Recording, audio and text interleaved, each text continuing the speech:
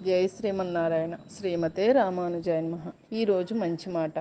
ఈ లోకంలో అందరూ చెడ్డవాళ్ళు కారు. అందరూ చెడ్డవాళ్లే ఉంటే ఈ లోకం నడవదు కదా. మరి చెడ్డవాళ్ళను గుర్తించినట్లు మంచివాళ్ళని మనం ఎందుకు గుర్తించలేకపోతున్నాం? మనం మంచివాళ్ళగా మారడానికి ఎందుకు ప్రయత్నం చేయలేకపోతున్నాం? ఎవరికైతే తాము చేసే పనులు తృప్తి కలిగిస్తాయో వారు మంచివాళ్ళని అనుకోవచ్చు. తాము చేసిన పనులను అందరూ ప్రశంసిస్తే తాము మంచివాళ్ళం అని అనుకోవచ్చు. ఇతరులు అనుకోవడం కంటే మనకు మనమే ఆత్మ పరిశీలన చేసుకోవచ్చు. మనిషి అంటేనే ఆలోచనాపరుడు.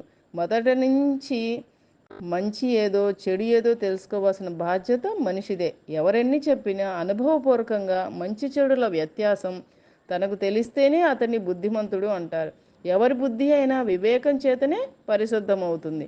వివేకం అంటే వినయం కాదు, ఒదిగి ఉండటం కాదు, ప్రశ్నించకుండా ఉండటం కూడా కాదు, మౌనంగా ఉండటం అంతకంటే కాదు.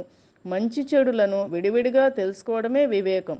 సజ్జనులు దేన్నైనా పరీక్షించి మంచిని గ్రహిస్తారు. ఇతరుల మంచి చెడ్డలను గుర్తించే ముందు తమ పనులు కానీ, తమ రాగద్వేషాలు కానీ, తమ తప్పులను కానీ గుర్తించడం విఘ్నుల లక్షణం. మనం సుఖంగా ఉన్నా లేకపోయినా సుఖంగా ఉన్న వాళ్ళతో స్నేహంగా మెలుగుదాం. వారి సుఖానికి భంగం కలిగించకుండా, వారిని చూసి ఈర్ష్యపడకుండా వారితో ప్రేమపూర్వకంగా ఉందాం. ఇలాగైతే మనం ఒక విధంగా మంచిని చేసిన వారం అవుతాం. సుఖంగా ఉన్న వాళ్ళకు మనం ఏమి ఇవ్వకపోయినా వారితో చక్కగా కలిసిమెలిసి ఉండటం మన మంచితనానికి ఒక గుర్తుగా ఉంటుంది.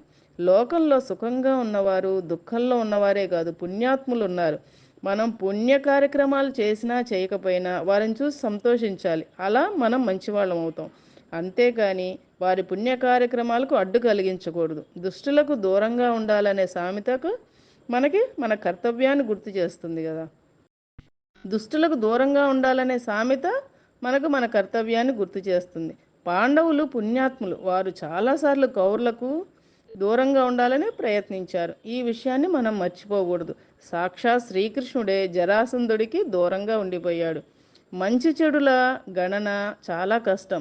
ఏది మంచో ఏది చెడో తెలుసుకోలేని సమాజంలో మనం ఉన్నాం. ఒకరికి మంచి మరొకరికి చెడు అవుతుంది. ఒకరికి తీపి అవుతే మరొకరికి చేదు అవుతుంది. వెలుగు చీకట్లలాగా మంచి చెడ్డలు కలిసి ఉన్నాయనిపిస్తుంది.